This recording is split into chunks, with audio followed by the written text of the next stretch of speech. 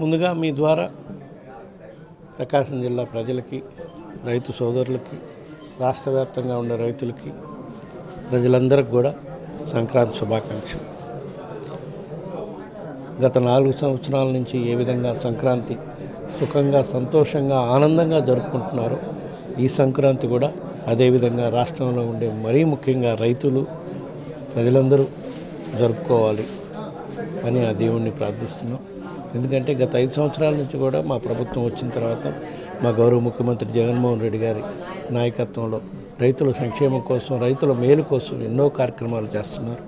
అదేవిధంగా సంక్షేమ పథకాలు అందించి పేదలు, బలహీన వర్గాలు, బడుగులకి అండదండగా ఉంటూ వాళ్ళు కూడా ప్రతిరోజు ఒక సంక్రాంతి పండుగలాగా జరుపుకునే విధంగా ప్రజలకి మేలు చేసే కార్యక్రమం జరుగుతుంది. కాబట్టి ఆ దేవుడు ఆశీస్సులతో రాబోయే రోజుల్లో మళ్ళా ఈ రాష్ట్రానికి జగన్మోహన్ రెడ్డి గారి ముఖ్యమంత్రి కావాలి.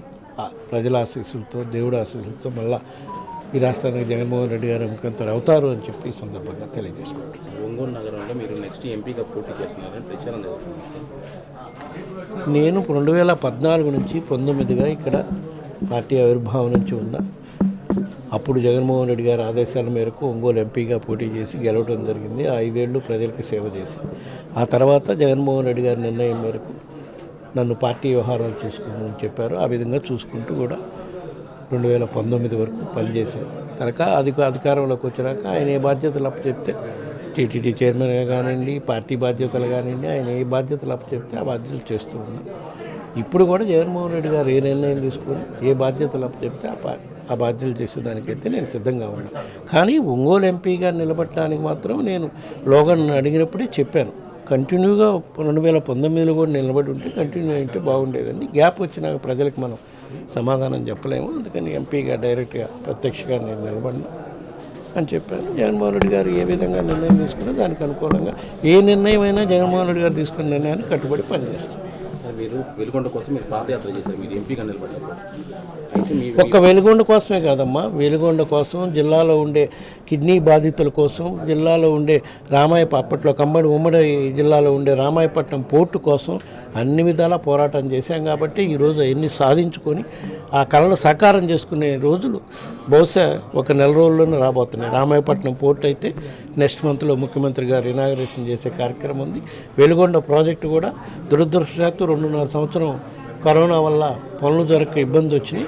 అయినా సరే కంప్లీట్ అయిపోయినాయి. 2 టన్నల్స్ బహుశా ఈ నెలాఖరుకో ఫస్ట్ వీక్లోనూ గౌరవ ముఖ్యమంత్రి గారి చేతుల మీదుగా వెలుగొండ 2 టన్నల్స్ కూడా ఓపెన్ చేసుకోవడం జరుగుతుంది.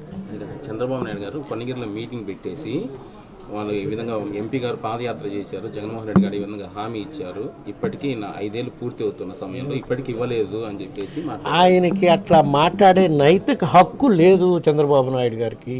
ప్రకాశం జిల్లా ప్రజలను తీవ్రంగా మోసం చేసిన వ్యక్తి చంద్రబాబు నాయుడు గారు. ఎందుకంటే వెలుగొండ ప్రాజెక్టు విషయంలో కానీ, రామాయపట్నం పోర్టు విషయంలో కానీ, శిలా పలకాలకే పరిమితమైనాడు. కానీ ఆయన అధికారంలో ఉన్నప్పుడు ఏ రోజు ₹1 నిధులు ఇచ్చి ఆ టన్నల్స్ కంప్లీట్ చేసి ప్రజలకు అందియాలని ఏ రోజు ఆయన ఆలోచన చేయాలి.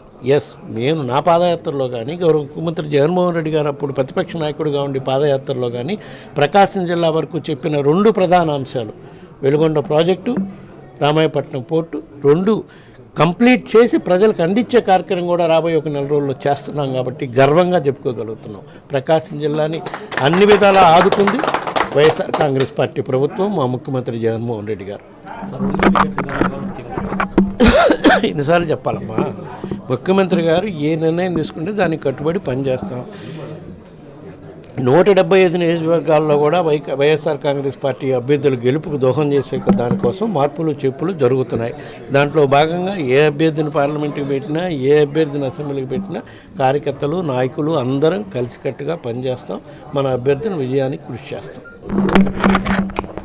అది ముఖ్యమంత్రి గారు చూసుకుంటారమ్మా.